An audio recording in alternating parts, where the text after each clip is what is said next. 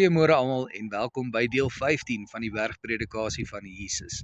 En ons lees vandag in Matteus 5 vers 23 en 24 en dit sê: As jy dan jou gawe na die altaar bring en dit jou daar byval dat jou broeder iets teen jou het, laat jou gawe daar voor die altaar bly en gaan versoen jou eers met jou broeder en kom dan en bring jou gawe. En Jesus hier skud so 'n bietjie dinge wat ons ken. Ons verhouding en ons aanbidding tot God behoort die belangrikste ding te wees in ons lewens.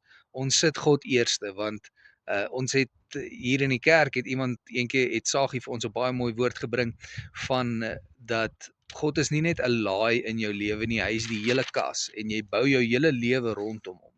En dit is hoe ons dit moet sien en dis hoe dit moet wees.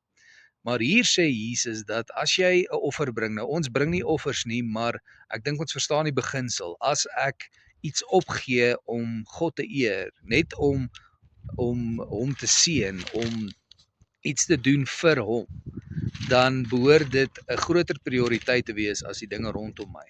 Want nou sê Jesus, as daar iemand is wat 'n probleem met my het, so dis nie eers dat ek 'n probleem met hulle het nie, hulle het 'n probleem met my, dat ek eerder die offer by die altaar los en gaan regmaak met daai persoon.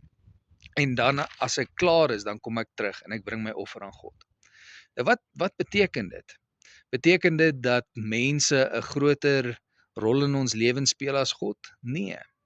Maar dit beteken dat mense vir God kosbaar is en verhoudings vir hom kosbaar is.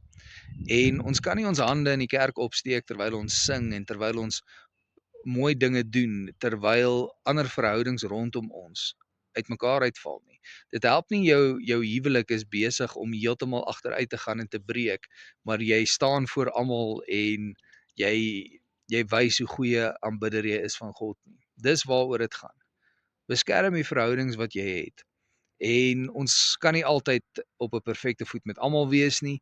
Ons kan nie altyd mense gaan nie altyd met ons oor die weg kom nie en dit is oukei. Maar wat Jesus hier sê, sover as wat dit van jou afhang, maak seker jy's op 'n goeie voet met persone en miskien hou hulle wrok, maar as jy gegaan het en jy het probeer regmaak het, dan het jy jou kant gebring.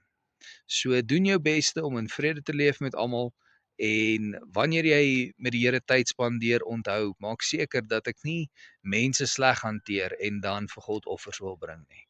Mag die Here julle seën. Totsiens.